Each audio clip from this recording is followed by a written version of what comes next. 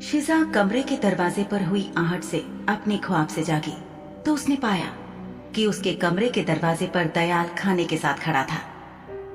अपने मालिक शार्दुल शाह साहब के निर्देश के अनुसार वो शिजा के लिए खाना लाया था। शिजा ने अपने भावों को छुपाने की बहुत कोशिश की, लेकिन फिर भी दयाल ने ये भांप लिया कि वो बहुत ज्यादा तनाव में थी और वो परेशान क्यों ना होती। उसने ख्वाब में अपने माता और पिता को देखा और वो अचरज में थी, क्योंकि इस सपने में वो खुद भी मौजूद थी, लगभग 7 साल की उम्र में। शिजा ने दयाल से उसके खाने के बारे में पूछा तो उसने कहा कि सबको खिलाने के बाद खाना खाएगा। शिजा ने जल्दी जल्दी अपना खाना खत्म करने की कोशिश की ताकि दयाल समय पर खाना खा सके। फिर उसने दयाल से पूछा, दयाल, क्या तुम जानते हो कि शार्दुल साहब कब लौटेंगे? दयाल ने शिजा की तरफ देखा और उसे जवाब दिया, दरअसल कर्मा जी आए थे और बता रहे थे कि कोई बहुत जरूरी काम है जो अधूरा पड़ा था, उसी को पूरा करने के लिए गए हैं। वो वक्त तो लगेगा ही, मेरे ख्याल से उन्हें आधी रात तक वापस आ जाना चाहिए। शिजा ने खाना खाते हुए हामी में अपना सिर हिलाया। दयाल उससे उचित दूरी बनाए हुए खड़ा था और लड़की का खाना खत्म होने का इंतजार कर रहा था। उसने अपनी नजरें लड़की से हटा ली ताकि उसे जल्द से जल्द खाना खत्म करने का बोझ महसूस ना हो, लेकिन शिजा को पहले से ही पता था कि दयाल की नजरें उसी पर हैं और वो उसका खाना खत्म होने का ही इंतजार कर रहा है। वो जल्दी खाना खत्म करना चाह रही थी, लेकिन ना चाहते हुए भी उसने जो सपना देखा था वो दृश्य फिर से उसकी आंखों के सामने फिर से आने शुरू हो गए। उस सपने का पूरा सार उसके दिमाग में जस का तस दर्ज हो गया।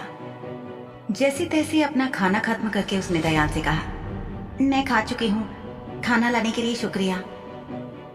दयाल ने मेज को साफ करना शुरू किया और कनखियों से देखा कि शिजा अभी भी बहुत ज्यादा परेशान और तनाव में थी। उससे रहा नहीं गया और उसने शिजा को सुझाव दिया, अगर तुम्हारे दिमाग में कोई बात चल रही है या कुछ तुम्हें परेशान कर रहा है तो मालिक को बताने में जरा भी संकोच मत करना। दयाल इस संसार में बहुत सालों से था और वो जानता था कि किसी भी मालिक के लिए अपने दासों या पालतू जानवरों पर प्यार लुटाना असामान्य नहीं था। ज्यादातर उच्च वर्ग के लोग अपने दासों और पालतुओं को बहुत लाड करते थे और वो अक्सर इस बात को अपने समाज की महफिलों में बहुत शान से जताते भी थे।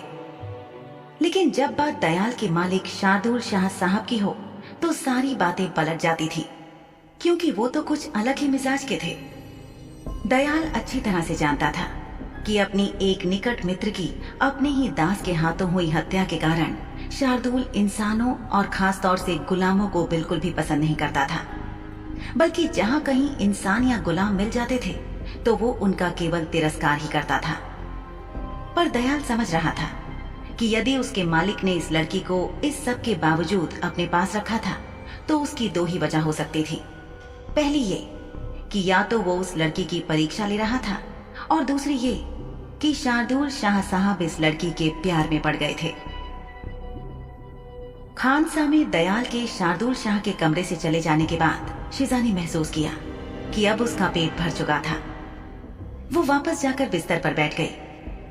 अपने मालिक की प्रतीक्षा करते हुए उसने दीवार पर लगी बड़ी सी घड़ी को देखा जो टिक टिक कर रही थी। शिजा ने अपनी पीठ बिस्तर के सिरहाने से टिका दी और ऊपर छत पर लगे आईने में अपना प्रतिबिंब देखने लगी। ना चाहते हुए भी उसका मन वापस अपने सपने की तरफ लौट गया।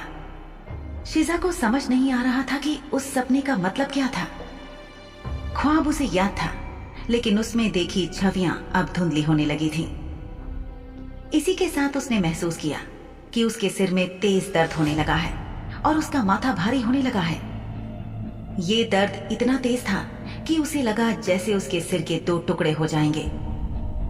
यादों को परे करने के लिए उसने अपने सिर को झटका और अपना हाथ अपने माथे पर टिका दिया। शिजा अपने हाथ से अपनी कनपटियां और माथा दबाने लगी। अपना सिर दबाते हुए उसे एहसास ही नहीं हुआ कि कब धीरे धीरे उसकी आंखें बंद हो गईं। बिस्तर पर लेटे हुए वो लगभग नींद की अवस्था में पहुंच गई। शार्दुल का इंतजार करते करते वो उसी अवस्था में फिर से सो गई। हालांकि अभी उसे जागे हुए बमुश्किल आधा घंटा ही हुआ था। जब देर रात गए शार्दुल वापस घर लौटा तो उसने शिजा को खोजने के लिए अपने कमरे में कदम रखा। कमरे में आते ही उसने देखा कि शिजा आंखें बंद करके बिस्तर पर लेटी हुई थी और उसकी सांसें धीमी रफ्तार से चल रही थी।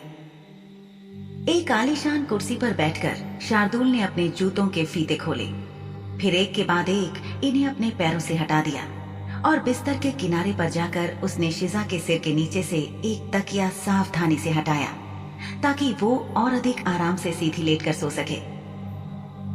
गद्देदार कालीन वाले फर्श पर अपने पैर रखता हुआ शार्दुल गुसलखाने के पास पहुंचा और उसने अपने सारे कपड़े उतारे और फिर वो नहाने के लिए चला गया।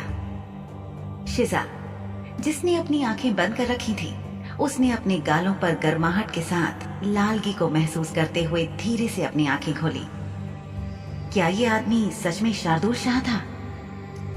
जब वो गहरी नींद में थी तब वो उसे और आरामदेह स्थिति में लाने के लिए उसके तकिए ठीक कर रहा था। कहना या बताना मुश्किल था कि शार्दुल क्या था। उसके व्यक्तित्व के अलग अलग पहलू थे और इसने शिजा को एक प्याज की याद दिला दी। प्याज में एक के बाद एक अलग अलग रंग की परतें होती थी और वो सोच रही थी कि क्या शार्दुल भी ऐसा ही है। शार्दुल जो आसानी से लोगों को घायल कर देता था, शार्दुल दूसरों के प्रति जो व्यंग्यात्मक और चिढ़ाने वाला था, शार्दुल जो दयालु था और अभी अभी जो उसने किया वैसे दुर्लभ काम भी करता था। फिर उसने सोचा कि शार्दुल की दया तब कहाँ थी जब उसने शिजा को पेड़ पर चढ़ा दिया था। वो खुद से पूछने लगी कि इसके पीछे क्या कोई कारण रहा होगा। शिजा अपने विचारों में इतनी खोई हुई थी कि जब शार्दुल नहाकर अपनी कमर के चारों ओर तौलिया लपेटकर गुसलखाने से बाहर आया तो वो अपनी आंखें बंद करना भूल गई। शार्दुल की कमर पर लपेटा हुआ तौलिया बहुत ढीले ढंग से लटका हुआ था, जैसे कि अगर वो और आगे बढ़ता तो शायद तौलिया फिसल कर नीचे गिर जाता। जब उनकी आंखें मिली तो शिजा ने जल्दी से अपनी आंखें बंद कर ली, मानो वो दिखावा करना चाहती थी कि वो गहरी नींद में सो रही है। शार्दुल ने उसकी हरकत देखी और उससे बोला, अब मुझे तुम्हारे अभिनय कौशल पर संदेह है नन्ही चिड़िया। शिजा ने जैसे ही अपने मालिक शार्दुल शाह की आवाज सुनी तो उसने अपनी आंखें खोल दी, लेकिन अपने मालिक को ना देखते हुए उसने अपनी नजरें ऊपर छत पर लगे आईने पर टिका दी। अपने लगभग नंगे मालिक को देखना उसे बहुत शर्मिंदगी भरा लग रहा था, इसलिए वो कोशिश कर रही थी कि उनकी नजरें आपस में ना टकराएं। शार्दुल ये देखकर मुस्कुराया और उसने शिजा से कहा, अगर रंगमंच में तुमने इतना खराब अभिनय कभी किया तो दर्शकों में मैं वो पहला व्यक्ति होऊंगा जो तुम पर एक सड़ा टमाटर खींच कर मारेगा। लेकिन उस बारे में तुम्हें चिंता करने की कोई जरूरत नहीं है, क्योंकि अब तुम अभिनय करने के लिए कभी भी रंगमंच पर पैर नहीं रखोगी। शिजा ने सफाई पेश की, मैं वापस सोने ही जा रही थी। शिजा ने फटाफट अपनी आंखें बंद की और करवट बदल कर लेट गई।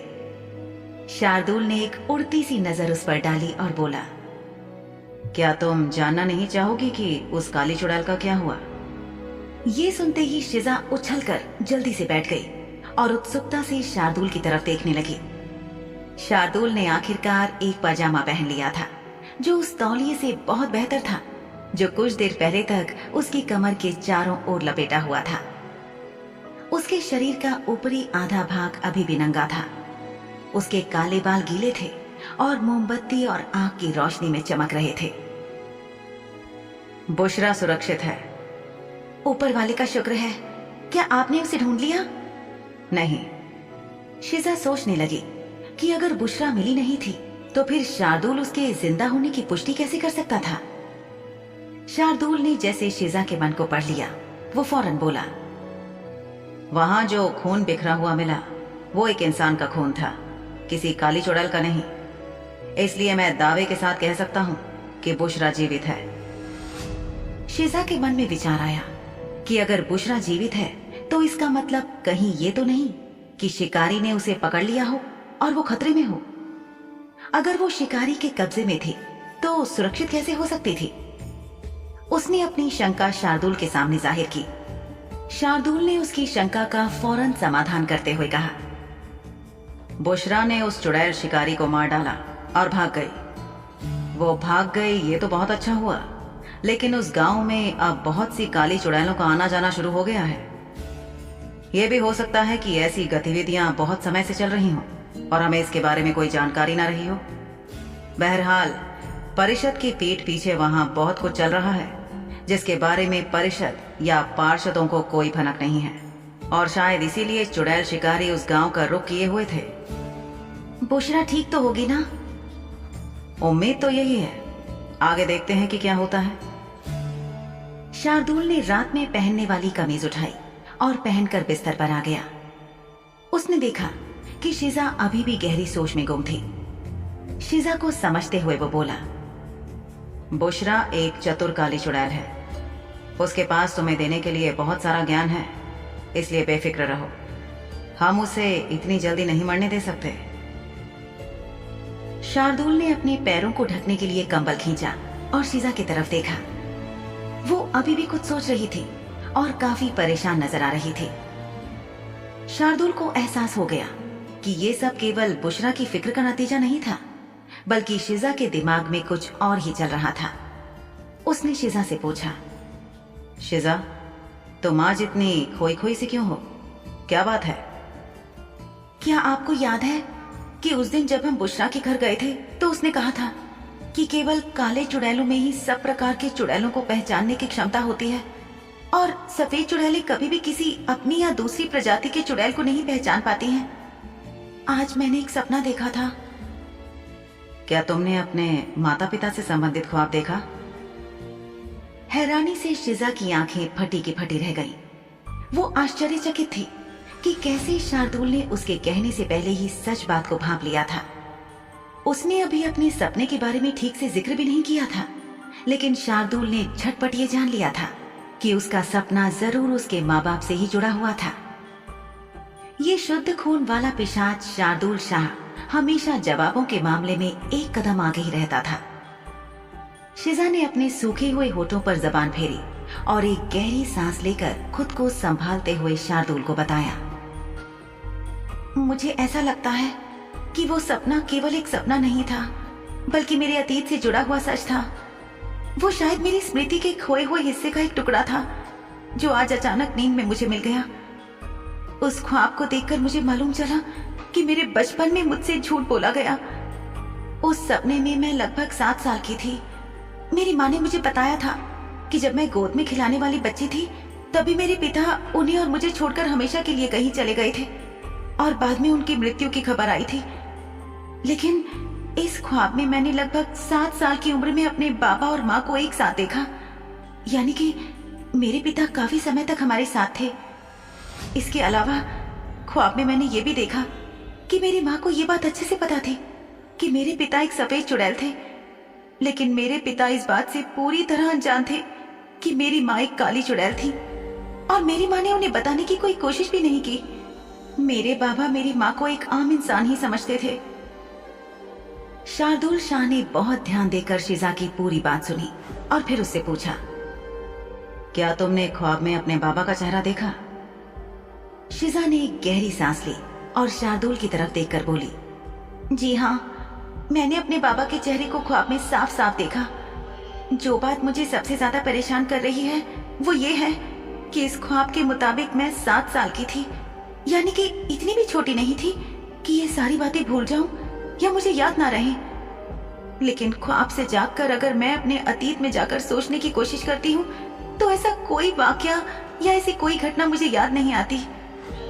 कुछ घंटे पहले ख्वाब में अपने बाबा को देखने से पहले तक मैंने कभी उन्हें नहीं देखा था, तो फिर ख्वाब में मुझे उनका चेहरा इतना साफ साफ कैसे नजर आ गया?